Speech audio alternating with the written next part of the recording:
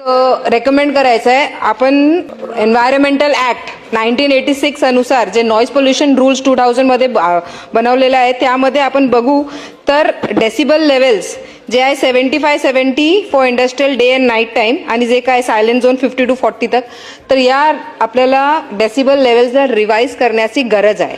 मला माहीत आहे सेंट्रल इश्यू आहे, आपण त्यावर चेंज करू शकत नाही, आपण ते रिवाईज करू शकत नाही, पण कदाचित महाराष्ट्रामध्ये हे आता इश्यू चालू आहे, तो महाराष्ट्रामध्ये एक सर्वे करून ते आपण सेंट्रलला पाठवले, पार्लिमेंटला रेकमेंडेशन पाठवले, ते एक नवीन काही आपल्याला डेसिबल लेवल ठरण्याची गरज आहे. कारण हे 1986 एन्व्हायरमेंट ऍक्टच्या अनुसार आहे.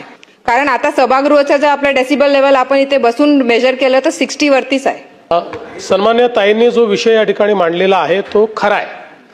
याचं कारण आपण जर डेसिबल लेवलचा विचार केला तर जी ॲम्बियंट नॉईज लेवल आहे तीच आपल्याकडे खूप जास्त आहे.